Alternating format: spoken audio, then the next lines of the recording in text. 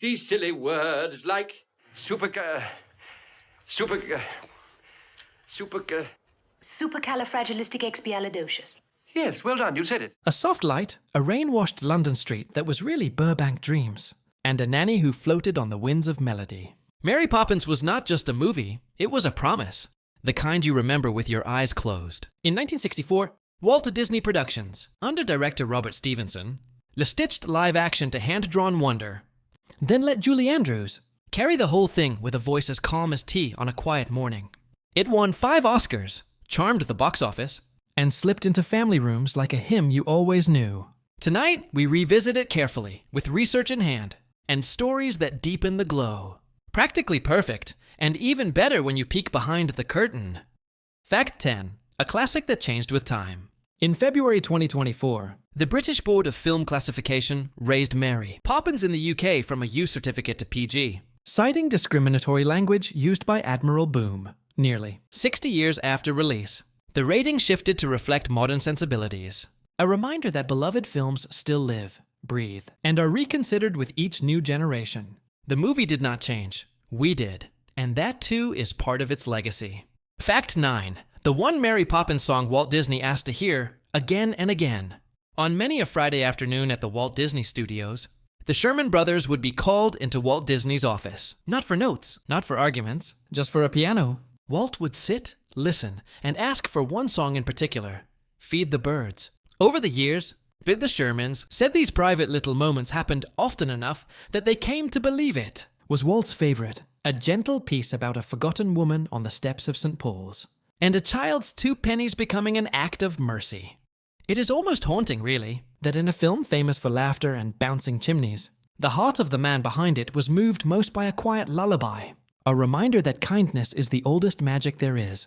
And when you hear that melody now, you can almost picture Walt listening, not as a producer, but as a man who still wanted the world to be a little softer. Fact 8. The yellow screen. Trick that made the magic look cleaner than blue screen ever could. When Bert tips his hat to cartoon penguins, you're watching more than choreography. You're watching a technical gamble that most viewers never knew existed. Rather than relying on the more common blue screen methods of the era, Disney leaned heavily on the sodium vapor process, often nicknamed yellow screen, a special effects technique that created unusually clean outlines around actors when combining live action with separate background footage and animation. The process was so significant that Wadsworth E. Pohl, UB Iwerks, and Petrov Vlahos received an Academy Scientific and Technical Award, Class 1, in 1965 for the conception and perfection of techniques for color-traveling matte composite cinematography, the kind of behind-the-scenes honor that rarely reaches the living room, but changes what the camera can do. It is one reason the film still feels crisp today, like the actors truly belong inside a painted dream, instead of floating on a visible halo of tricks. And once you realize how much invention was hiding inside that simple joy, you start to wonder, what else did Disney quietly build just to make one moment feel effortless? Fact 7. Walt chased this story for 20 years, and the author almost was not even invited to the big night. Long before Julie Andrews ever opened that umbrella, Mary Poppins was a promise Walt Disney made at home. In the early 1940s, after his daughters fell in love with Travers' books, Walt told them he would put Mary Poppins on the screen, and then he spent the next 2 decades trying to make good on it. Letters, persuasion, patience, and even a face-to-face meeting in London in 1959. All for one yes from a writer who guarded her creation like family. When P.L. Travers finally came to Los Angeles in 1961, she advised the production, but disliked key choices, especially the softened tone and the animation. The premiere took place on August 27, 1964, at Grauman's Chinese Theater, and Travers only received an invitation after pressuring the studio to include her. Then, at the after-party, she reportedly demanded the animation be removed, and Disney answered with a line as final as a closing curtain. "Pamela, that ship has sailed." Suddenly, the movie's sweetness has a shadow behind it, a reminder that even the brightest magic can be born from a quiet battle. Fact 6. The London you remember was built in California. Almost nothing was filmed in England. Most people carry Mary Poppins in their mind as real London. Damp cobblestones, soot in the air, rooftops stretching into fog. But the truth is wonderfully strange. The film was shot in Burbank, California, on the Disney lot, with painted London backgrounds and carefully, built sets doing the work of an entire city. Even the locations record reads like a quiet confession. Stage after stage at Walt Disney Studios. And that changes the feeling, doesn't it? Because it means the magic was not waiting out there in the world. It was made by hands, carpenters, painters, and crews shaping brick and skyline until it felt like memory. Fact 5. The credits quietly reveal a secret identity, but only if you stay to the very end. Most families leave the theater as the music swells. Coats on, hands held, still humming, let's go fly a kite. But Mary Poppins saves a little wink for the patient ones. In the end credits, the actor playing the ancient bank chairman, Mr. Dawes Sr., is first listed as Navkid Keed. Then, like a magician finishing a trick, the letters rearrange themselves and reveal the truth. It is Dick Van Dyke, wearing age makeup and a completely different soul. It is such a gentle piece of showmanship. Not a headline, not a speech, just a quiet joke shared between the film and anyone who cared enough to stay seated until the last note faded. And once you know it, that final laugh at the bank feels warmer, like the movie is tipping its hat back to you personally.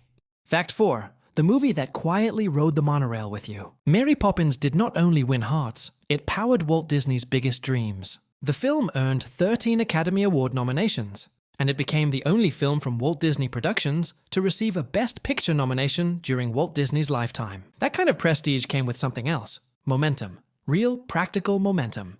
Disney histories and Disney lore often note that the movie's success helped fund early Walt Disney World ambitions, and the film left a hidden signature inside that sleek, humming machine.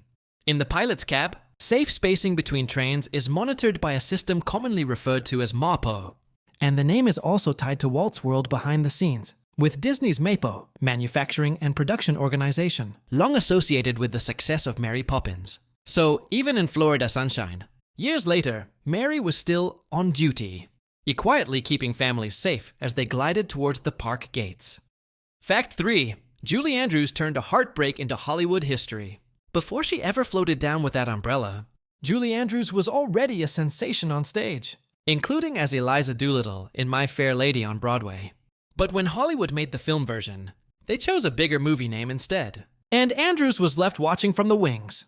Then Mary Poppins arrived, her first major film role, and the risk was enormous. A stage star stepping into a camera's unforgiving close-up. The gamble became legend. Mary Poppins earned 13 Oscar nominations, and at the 37th Academy Awards in 1965, Andrews won Best Actress for her screen debut, while My Fair Lady took Best Picture. It was not revenge, it was something gentler. A reminder that sometimes the door, that closest is the one, that pushes you toward your true place in history. Fact 2. A spoonful of sugar began with a real child, a real vaccine, and a small cube of sweetness. In most homes, a spoonful of sugar feels like pure fantasy, the kind of tune you hum while folding laundry or making tea. But the spark came from something painfully ordinary. A child coming home from school after a polio vaccine. Songwriter Robert B. Sherman asked his young son, Jeffrey, how it went. Jeffrey explained that the nurses gave the oral vaccine on a cube of sugar, and he swallowed it. That single detail hit Robert like sunlight through a window. Medicine made bearable by sweetness. The next morning, he arrived early to tell his brother, Richard, the idea that became the song's central line. Years later, Jeffrey preserved the memory in a recorded StoryCorps remembrance. So every time that chorus lifts, it is not only clever songwriting, it is a little piece of real life. Fear turned into comfort, and comfort turned into music for the whole world. Fact 1. Mary Poppins' most famous nonsense word was not born in the movie. For most of us, that word feels like it arrived fully formed in 1964. As if the Sherman brothers opened a music box and it tumbled out in perfect rhythm. But the paper trail tells a stranger story. The Oxford English Dictionary records an early version of supercalifragilisticexpialidocious in 1931, printed years before Disney's film, and even before P.L. Travers's first Mary Poppins book in 1934. So the movie did not invent the word, it rescued it, lifted it out of an old newspaper corner, and turned it into a shared family spell. The kind children shout, grandparents smile at, and whole rooms sing together. That is the real Disney alchemy, taking a forgotten little spark from history and letting it glow. So brightly it feels like it was always ours. And so the kite rises, the laughter fades, and Mary Poppins turns toward the wind once more. A story about mending a family. One song, one small kindness at a time. Somewhere, You can almost hear the projector humming. And see Cherry Tree Lane shining like an old photograph on a rainy night.